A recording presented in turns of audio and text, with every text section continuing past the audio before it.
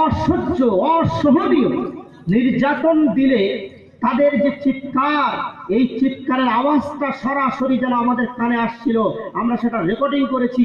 যদি আপনাদের ভিতরে কেউ নেট চালাতে জানে দেখবেন পলাশ সুপার ডিপ বোরহোল বলে লিখবেন, এবং পুরো পলাশ সুপার ডিপ বোরহোলটা কি ছবি সহ রাশিয়ার কোন জায়গাতে সে বোরহোলটা খোলা হয়েছে তার তথ্য আপনারা পাবেন, তার তথ্য আপনারা পেয়ে যাবেন।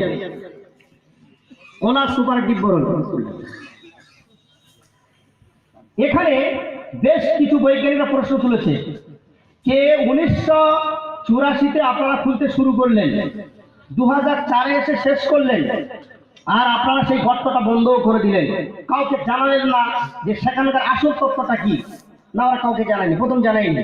খুব চাপে পড়ে লাস্টে বললো যে আমাদের যে ভয়টা লেগেছিল যে কোটি কোটি মানুষ একসঙ্গে তাদের অসহ্য নির্যাতন দিলে যে আওয়াজটা হয়, বলছে সেই আওয়াজটা আমাদের কানে এসেছে, আমরা রেকর্ডিং করেছি এবং দেখবেন ওই নেটের রেকর্ডিং সহ আছে।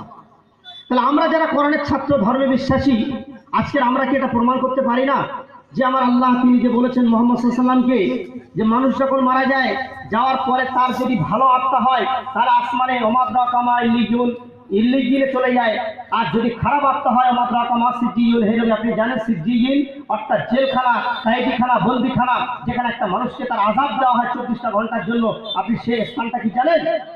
আল্লাহ তাআলা অবশ্যই মানুষের আত্মাগুলোকে তিনি সংরক্ষণ করছেন, আত্মার মৃত্যু নেই। তো যাই হোক, আমি ফিরে আসি যে যখন মায়ের পেটে বাচ্চা 120 দিন বয়স পায়, তখন আল্লাহর পক্ষ থেকে একটা ফেরেশতা নিযুক্ত করা আছে, সে রুহের ডিপার্টমেন্টে কাজ করছে। যখনই বাচ্চা মায়ের পেটে বয়স পেল, তখন তার নামের রুহটাকে সেই রুহের জগৎ থেকে এনে ওই ফেরেশতা তার মায়ের পেটে ওই বাচ্চার কাছে পৌঁছে দেয়। বাস এই রুহটা তার কাছে আসলো। ওই দিন থেকে বাচ্চা, কোরআন বলছে ওয়াজআলা লাকুমুস সামআ, কানে শোনার শক্তি ফিরে পায়, ওয়াল আবসার, চোখে দেখার শক্তি ফিরে পায়। তাহলে শোনা, দেখা, বিবেচনা করা, অন্তরে চিন্তা ভাবনা করা, এগুলো রুহের বৈশিষ্ট্য। কিন্তু আমাদের কাছে আরেকটা জান আছে, যেটাকে আমি বললাম নফস। নফসের কাজটা কি জানেন? যেমন রুহের কাজ শোনানো, বলানো, কোনো কাজ করানো। নফসের কাজ হলো, প্রাণের কাজ হলো কোনো জিনিসকে বাড়ানো। কিভাবে বাড়ে? আপনাদের সামনে একটা গাছ আছে, আপনি বাড়ির সামনে একটা গাছ লাগালেন, এই গাছটা আপনি প্রতিদিন দেখছেন, গোড়ায় পানি দিচ্ছেন, দিতে দিতে একটা সময় গাছটা বাড়তে বাড়তে বড় হয়ে গেল। আপনি একটু গবেষণা করুন তো, আপনি আপনার কাছে আল্লাহ একটা জিনিস দিয়েছেন নফস, মানে প্রাণ, আর গাছেরও প্রাণ আছে। আচ্ছা গাছ বাড়লো কেন? গাছ বাড়ে, একটা গরুর বাচ্চা হয়েছে, গরুর বাচ্চাটা আস্তে আস্তে বড় হচ্ছে, ছাগলের বাচ্চা বড় হচ্ছে, এসব বড় হয়, মানুষের বাচ্চা আস্তে আস্তে বড় হয়। এই যে বড় হওয়া বৈশিষ্ট্যটা, এটা রুহের সঙ্গে কোনো সম্পর্ক নেই, কোনো সম্পর্ক নেই। রুহের কাজটাই আলাদা। একটা বাচ্চা রুহের যে ক্ষমতা, একটা বড় রুহের সেই ক্ষমতা।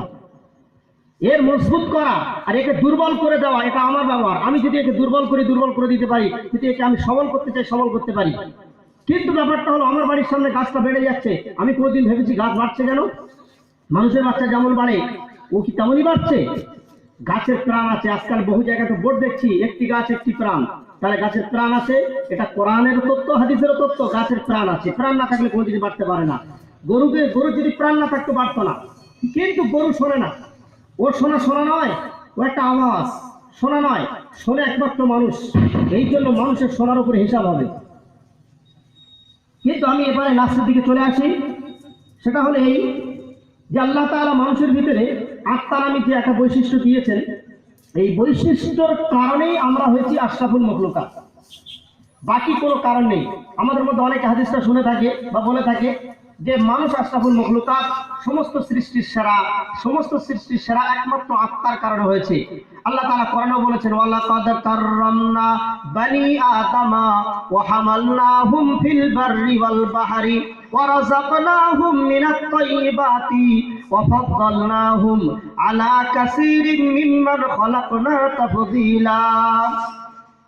আল্লাহ সবচাইতে বেশি মুকাররম করে তৈরি করেছেন বনি আদমকে, আদম সন্তানদেরকে সবচাইতে। ওয়ালাকাদ কাররামনা, আমি সবচাইতে সম্মানীয় করে তৈরি করেছি বনি আদমা, আদম সন্তানকে। আর কি করেছি? ওয়া হামালনাহুম ফিল বাররি ওয়াল বাহরি ওয়া রাযাকনাহুম মিনাত তাইয়্যিবাত, জলে স্থলে এদেরকে আমি বিচরণ করার সুযোগ করে দিয়েছি, হালাল রুজি অন্বেষণ